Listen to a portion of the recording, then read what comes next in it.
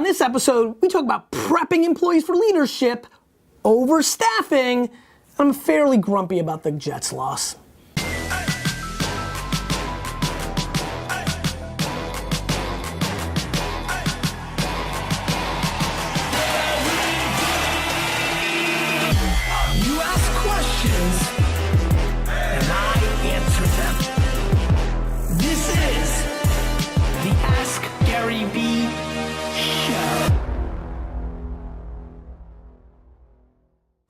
This is Gary Vaynerchuk. This is episode 156 of the Ask Gary V show. India's a little under the weather. Still a little. I'm also under the weather for my football weather. I'm really pissed. Whatever. I don't even want to talk about it that much. Like, I'm in a bad mood. I'm in a good mood. There's a lot of good. There's plenty bad.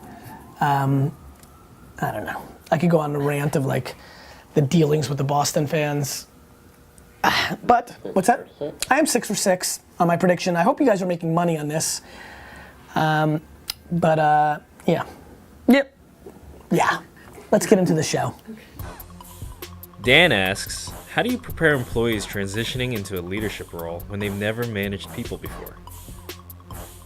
Dan, I think one of the big mistakes a lot of people make when running organizations, as me, the CEO of this company, is eventually somebody gets into a place where they're good enough, they go into a managerial role, so they go from being a mason to an architect. They no longer do the day in and day outs. They now have to architect people doing it at scale. And the CEO or the business owner or the boss never put that person in a position along the way to do that. Like, I'm really curious how many people at Vayner are gonna watch this or listen to this answer, but it may make them start rewinding a lot of their day-to-day things that they may not realize that I'm puppeting from here because they're getting it told by their bosses. But a lot of people, whether you're an account manager or an account supervisor, about to become an account director or group director where you're managing more people, there's a lot of things I'm doing. Changing the accounts you work on, changing the team that's underneath you. There's a lot of puppeteering going on to really a lot of different like groups I want them to be a part of, just different little things that are happening to create a proxy and a context point and a data point on who they would be if they were a manager. And so I think the answer to this question is I prep by prepping them along the way versus ripping off the Band-Aid and then I hope they can be a manager. You know, I think you've got to prep people and I think you've got to give them some context points and put them in positions to succeed and really like know them too. Know if they were babysitters or the head of their sorority or how they roll, like really auditing them as human beings 360 outside of the context of just them being an employee. These are all very important parts, and if you can replicate some of the versions that matter to you, a lot of my people I think are really capable of being managers from a skill level, but they don't have the HR, EQ, they're too type A, they need to take a step back and zen a little bit to let their employees breathe. They need to realize they can't impose their skills. Biggest mistake a lot of managers make when they first become managers is they try to turn everybody underneath them into them versus turning them into the best version of themselves.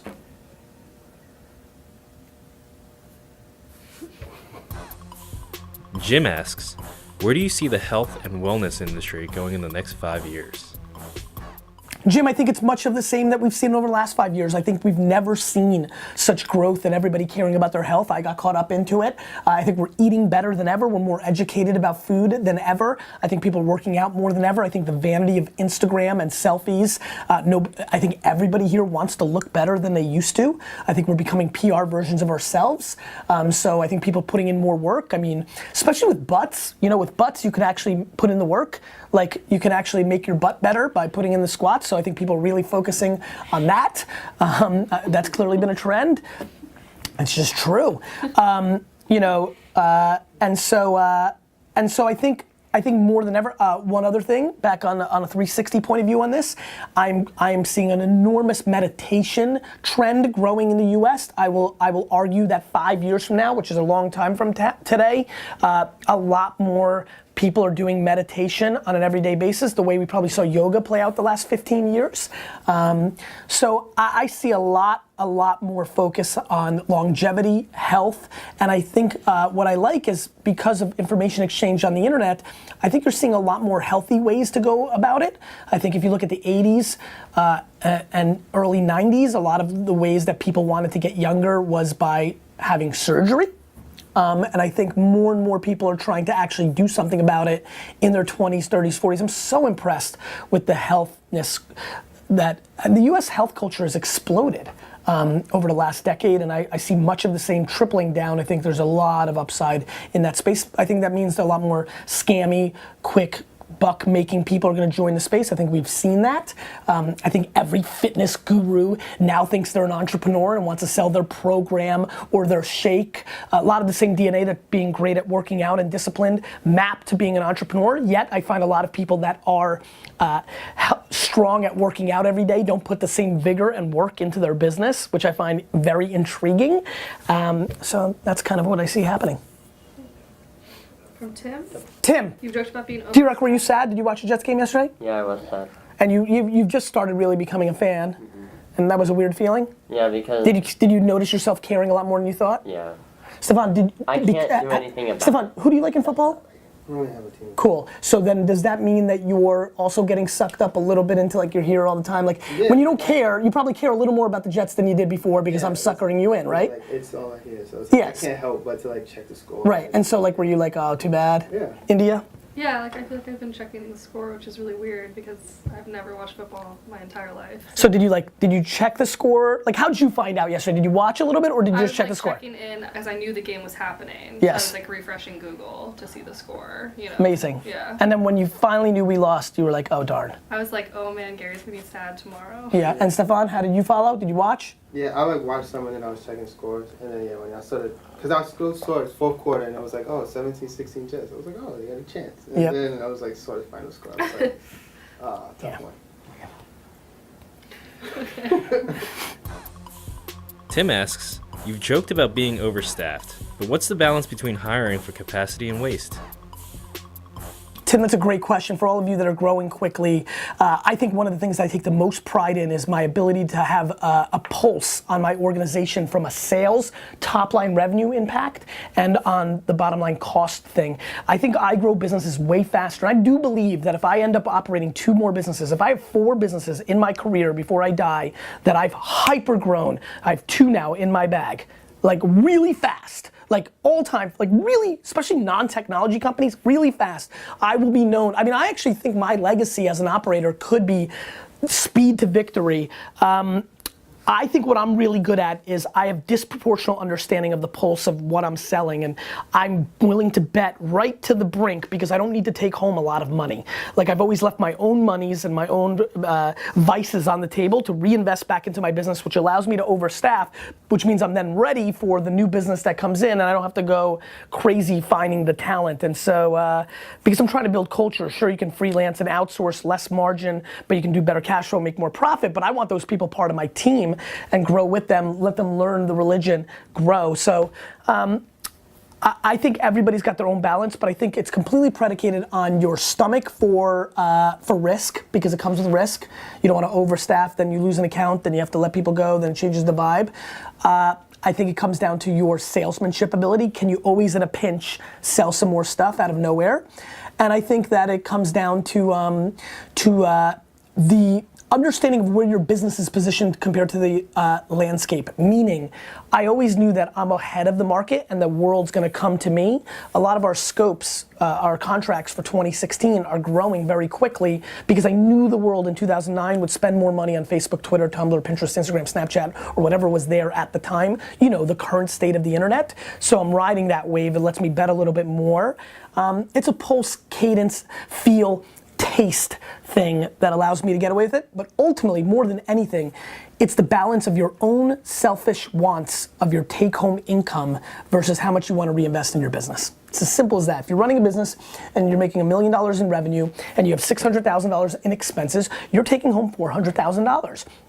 You could make it $850,000 in expenses, take home $150,000, and then know that that extra investment will allow you to make $3 million the next year. I believe in myself ultimately. Any entrepreneur, CEO, or decision maker that's taking money off the table, I believe is betting less on themselves along the way and are playing a short-term game.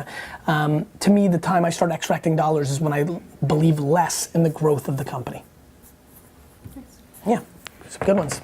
Video from Suli. Hey Nice. Gary, first I just want to say it's a pleasure that I can ask you this question. I'd really like Great the answer accent. to it. I want to ask, how important is it to create a new lane for yourself? As an artist or entrepreneur, if something is working for you, do you just carry on doing that even if you have new ideas that you may want to explore? I guess the whole point is, how and when is a rebrand necessary? That's a great question. Great question, and you obviously probably know that I went through a rebrand to a lot of people, which was, I was the wine guy, I became this business guy, social media guy, whatever you want to call me.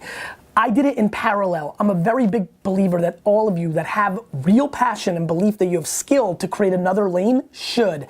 And I would call it my version of an 80-20 rule. I would spend 80% down on what's working for you, but I would always have a 20% lane for testing, learning, tasting, creating new revenue opportunities. I do that all the time within my business. Vayner tries a lot of things, a lot of it fails, but holistically we win because that 80% is enough. One could argue that we would do a lot more business if I went 100%. I would agree with that. But then that wouldn't open up the capabilities. We're gonna be the best 360 video agency in the world. That was a bet and an investment. And so that's how you have to play it out. 80-20, my friend, it's a great question for a lot of you. If you can keep 80% of your practicality and execute there, especially if you play the way I do, which is if you layer on top more hours, then you're kind of getting 100 over here and you're getting that free 20% testing. And you can test one thing at a time in that 20% lane. So you can go 12, 18, 24 months on that 20 on this. That doesn't work, try another thing. But I wouldn't break up that 20% into 4 or 5% because you need at least 20% of your energy to get something going off the ground in the way that works for me. Everybody's different, but that would be my direct black and white answer to that question. Sarah asks, how can a consumer soft goods company capitalize on the exposure of being in a department store this holiday season? Sarah, great question. You know, a couple things. I think Twitter search is incredible. So anybody mentioning a Macy's or a Saks or a Bloomingdale's or any of the stores that you could be mentioning, anybody that mentions it on Twitter, for you to jump in as you as a human or as the logo of the company and engage with them, not for the right hook, you know, but find a sweet or clever or interesting way to mention that you're there. You know, you could literally reply, like somebody says, going to Macy's to shop, you could literally reply of like, oh, have a great time, we love them, they, you know, we now are there, you know, like just like, or like our new home for the holiday season, if you stumble upon us, let us know. Or you make it cheeky and fun and you say, hey, take a selfie with one of our products and we could do something cool, and then you do a random contest. Depends on how much you want to go from right hook to a jab, but I would mix in the acknowledgement. Even if it's as simple as like, we're happy to be there too, have a good time there, we're so thankful for them. You know, something that's a little more self-deprecating and appreciative to the organization that gave you distribution. But I think Twitter search is probably number one. If you have some ad dollars, I would run it against fans of that organization. A lot of people follow these department stores for their coupons and deals on Facebook or Instagram. You can run some ads against them because you know you're there. If you have a small test around zip codes, if you're in 13 locations, you can run ads amongst people that are most likely to buy that product depending on interests within a 1 mile radius of that store because you know they're probably going to that store. So there's some tactics you can do there. That would be it. I would use it for content. Like if you or any of your salespeople or anybody in your organization, or if just you, I would buy inexpensive plane tickets and go to different stores and take pictures with the product, showing that you're hustling in Texas and New York and in San Francisco. So that could be a cool thing for content.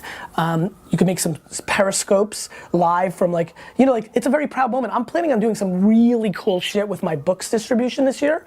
I think I'm gonna go to a lot of Barnes and Nobles and bookstores and just sign them and leave Easter eggs, and like I'm gonna pick a page in the new book, whatever's a white page, and I'm gonna come up with codes that if you email me and take a selfie that you actually bought that book, that you then win like D-Rock for a year. D-Rock, you're gonna work for somebody else. You know, like stuff like that, like cool stuff like that. So I think there's a lot of clever things you can do. Those are just a couple that came off the top of my head. Cool. Is that it? That's it. That's the show? That's the show. Do we have a Friday show this week? All right, so I'll be able to do my prediction. 6 for 6. Did you make some money? Did you bet this week? No, I don't even. You don't gamble? I respect that. That's all I got. Grumpy. See ya. If you keep asking questions, I'll keep answering them.